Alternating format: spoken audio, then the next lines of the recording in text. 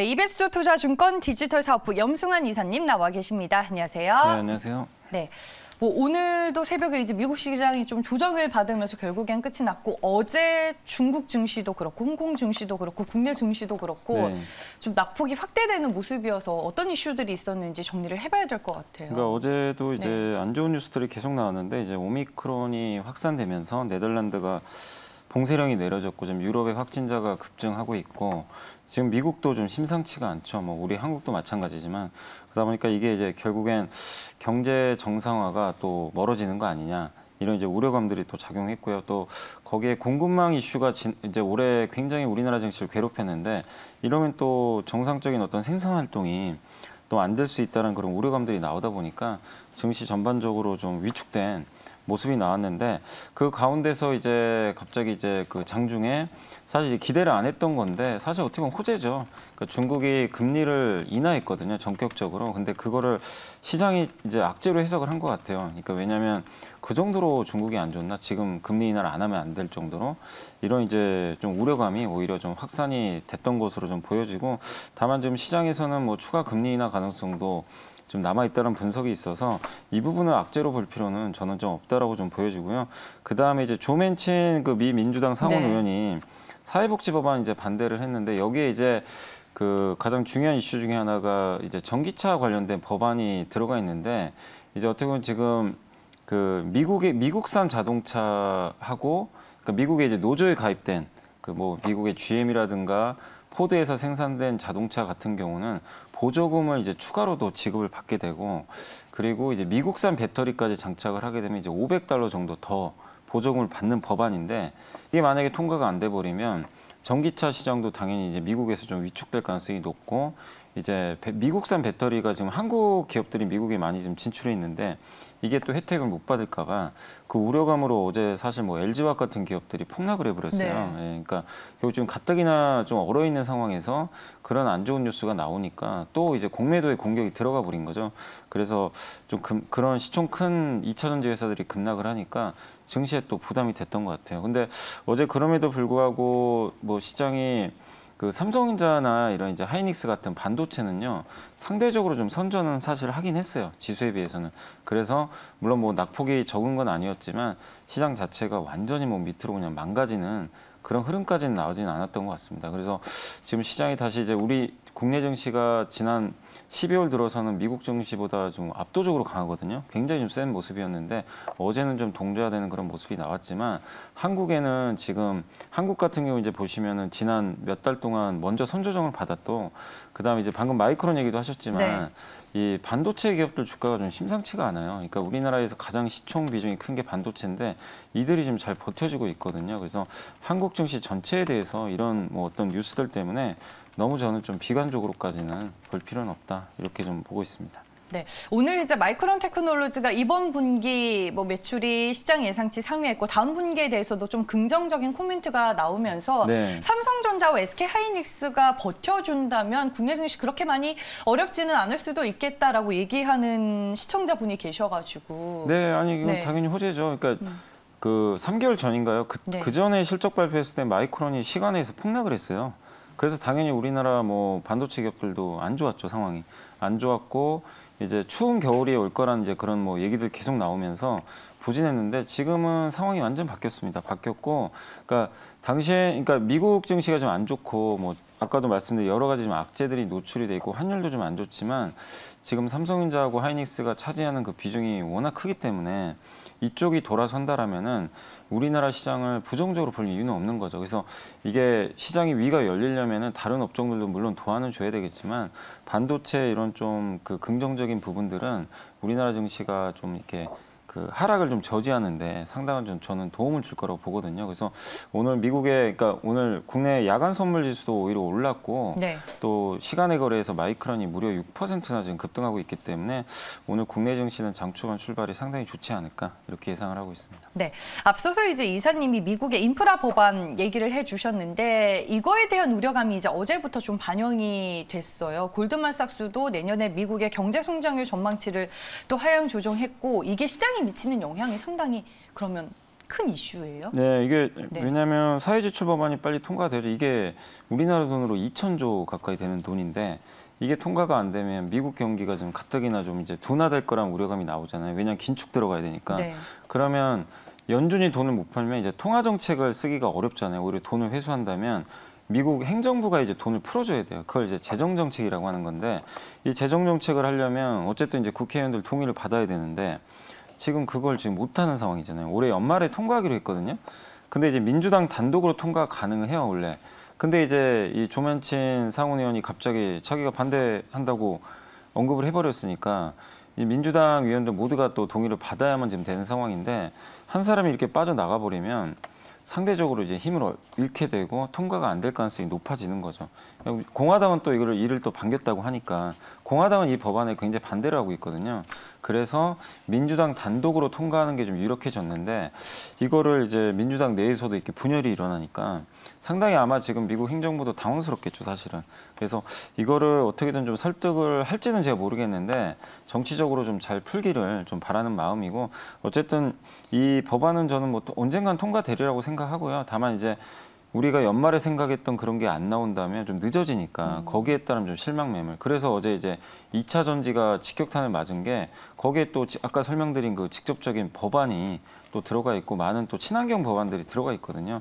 이런 것들이 후퇴할까 봐 좀 우려를 좀 하는 것 같아요. 어쨌든 단기적으로 불확실하기 때문에 조금 변동성은 나오겠지만 저는 큰 그림에서 뭐 바이든 대통령이 추구하는 그 방향 자체가 바뀐 건 전혀 없다. 그래서 오히려 좀 시간이 지나면 좀 진정되지 않을까라고 생각은 하고 있습니다. 법안 통과까지 진통은 있겠지만 시장이 오히려 또 무뎌질 수도 있겠네요. 네네. 그런 생각이 살짝 듭니다. 뭐 LG화학도 서두에 말씀해 주셨지만 주가 흐름이 최근에 배터리셀 업체들을 중심으로 상당히 좋지 못해서 외국인들이 좀 많이 매도를 하고 있는 거예요. 그러니까 되게 좀 취약해요. 그러니까 뭐냐면 배터리 소재 업체들은 올해 내내 주가 올랐는데 이제 그쪽은 너무 비싸졌죠. 가격 부담이 있다 보니까 빠지는 거고 뭐 많이 올랐으니까 빠질 수는 있는 건데 배터리 셀 업체 같은 경우는 오른 것도 없는데 주가가 또 맞아버렸어요. 어제 같은 경우. 특히 어제 중국의 CATL까지 폭락을 하다 보니까 같이 빠지는 모습인데 사실 CATL 올라갈 때도 전혀 못 올라갔거든요. 근데 다음 달에 또 수급 이슈가 있잖아요. LG 에너지 솔루션 상장이나. 그래서 상당히 좀 불편하겠지만 저는 그렇지만 결국 기업 가치는 결국엔 그러니까 기업 가치가 올라가면 주가가 잠시 이렇게 그거를 역행하는 경우도 많이 나와요. 그렇지만 결국엔 따라간다고 생각하거든요. 우리가 반도체도 봤잖아요. 사실 뭐 추운 겨울이 온다 얘기들은 많았지만 결국에 반도체 추운 겨울은 오진 않았고 기업 가치는 우상향하는데 이제 그런 이슈들 때문에 그냥 멀어졌던 거죠.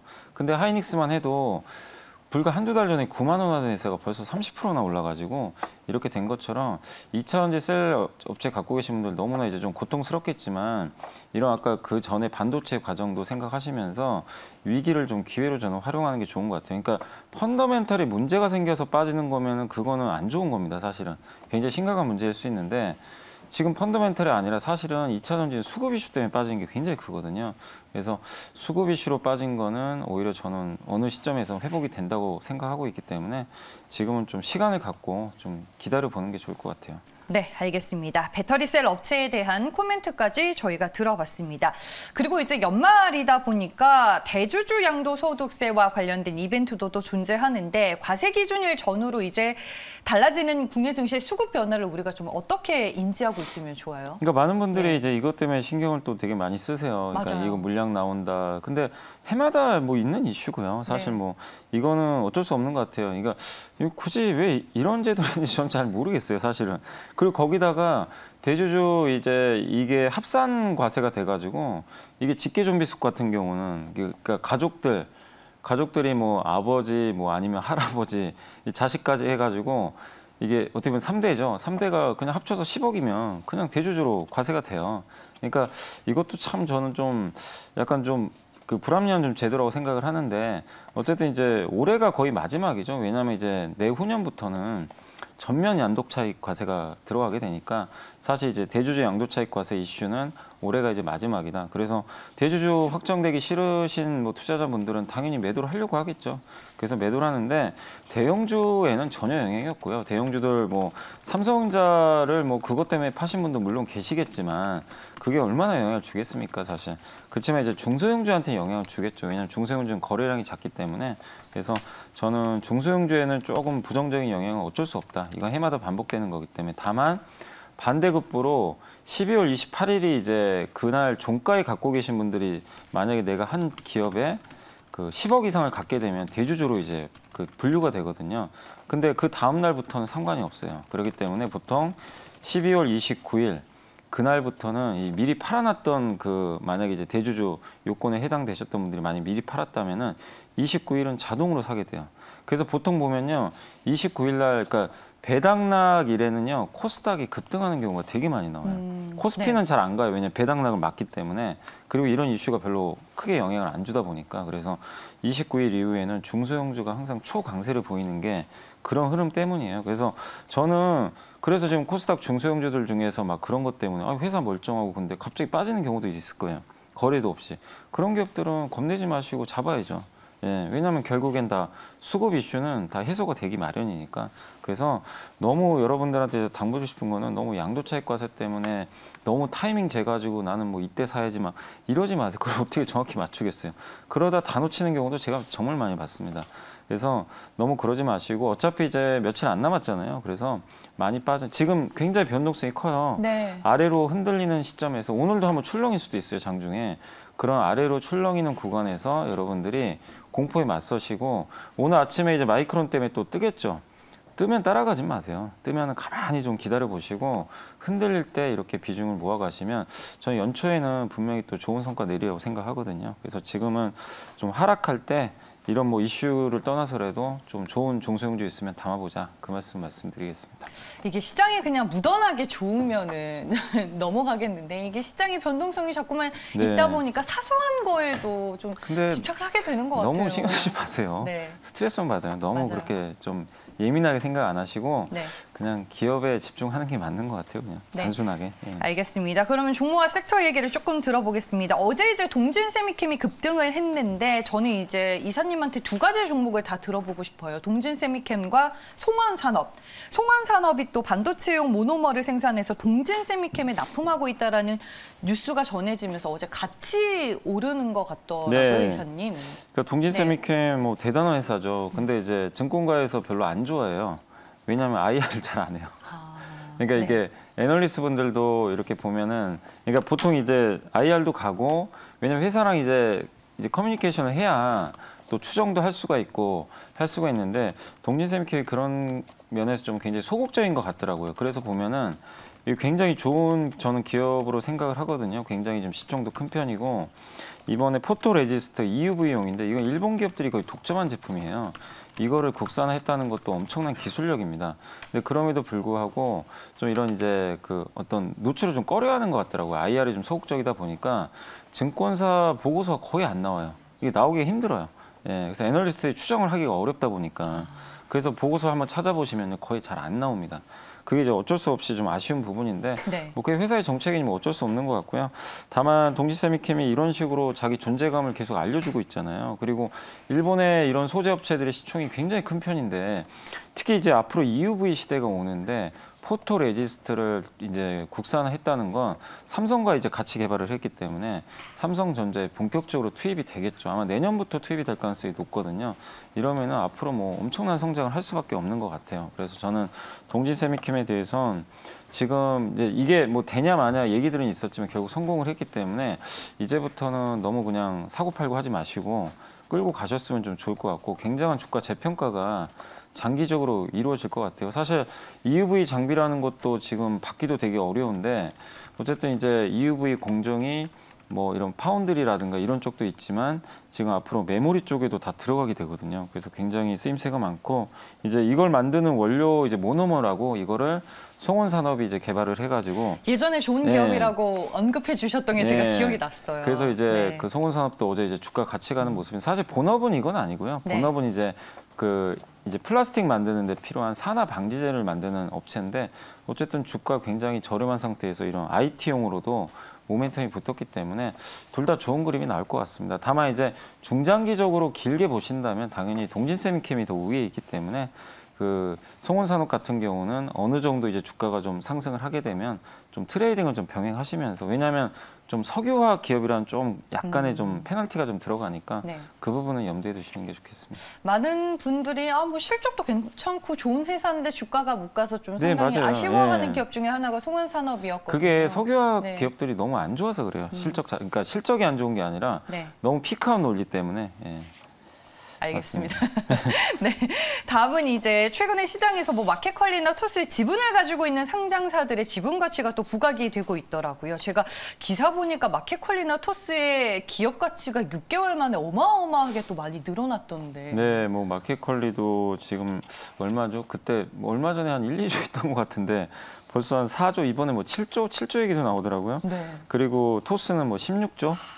그러니까 정말 네. 어마어마한데 여기에 참 이제 많은 사람들이 가치를 굉장히 좀 후하게 쳐주는 그런 모습이 있는 것 같습니다. 물론 이제 마켓컬리 같은 경우는 굉장히 또 적자 기업이거든요. 그럼에도 불구하고 매출 성장세가 워낙 뛰어나다 보니까 이쪽과 관련된 기업들의 주가가 좀 상당히 강한 편인데, 여기에 주로 이제 찾아보니까 마켓컬리 같은 경우 예전에 미래에셋 벤처 투자, 여기서도 지분 투자 들어갔던 것 같고, DSC 인베스트먼트 이런 이제 주요 창투사들이 지분 투자한 게 좀 있고요. SK 네트워크스도 지분 좀 투자한 게 있더라고요. 그래서 관련 기업들이 아마 내년에 이제 상장과 관련해서는 한번 부상을 할 것 같고, 토스는 이제 한국전자인증인가요? 예, 거기서 지분 또 갖고 있다는 얘기가 있어서 주가들이 좀 들썩거리는데, 올해 카카오뱅크를 여러분들이 딱 한번 보시고 비슷하게 움직일 가능성이 있다고 생각하시는 게 좋을 것 같아요. 카카오뱅크 그때 한참 이제 상장할 때 예스24가 어떤 그림이 나왔는지, 그때 이제 상장 전에 올랐다가 주가 또 그 후에는 엄청나게 빠져버렸잖아요. 그래서 아마 이 마켓컬리나 토스 상장 전까지는 지분 가치가 갖고 있는 기업들이 계속 간다가 아니라 추세 자체는 계속 살아있을 것 같아요. 그래서 모멘텀은 유효하니까 일단은 단기 트레이딩 하시는 분들은 좀 계속 관심을 가져보시는 것도 좋을 것 같습니다. 네, 알겠습니다. 이제 마지막 공식적인 질문이 될 것 같습니다. 올해 얼마 남지 않은 국내 증시, 또 연초를 맞이하는 시점에서 공략 가능한 종목 하나 소개해주고 가시죠.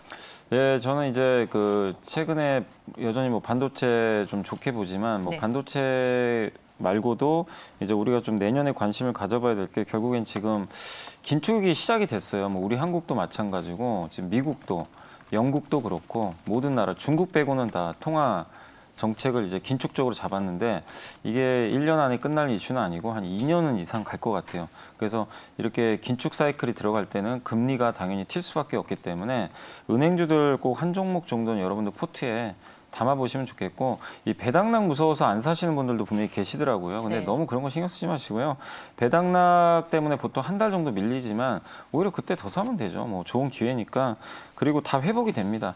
그래서 저는 오늘 좀 JB금융지주 배당 수익률도 한 6% 되고 실적도 굉장히 좋고, 대출금리 올라갈 때 상당히 또 마진도 좋은 편이고, ROE가 2자릿수인데 PBR이 지금 0.4배밖에 안 돼요. 너무나 저평가되어 있기 때문에 JB금융지주 최소 내년 이맘때도 제가 여기서 JB금융지주 얘기를 했으면 좋겠는데, 아무튼 네. 내년까지 좀 계속 장기 투자하셨으면 좋을 것 같습니다. 네, 알겠습니다. 좋은 기업을 좀 싼 가격에 사는 게 제일 좋은 매매 전략이긴 하죠. JB금융지주 염승환 이사님이 또 마지막 종목으로 소개까지 해주셨습니다. 염승환의 담대한 예측 오늘 여기까지고요. 이베스트 투자증권 염승환 이사와 함께했습니다. 고맙습니다. 네, 감사합니다.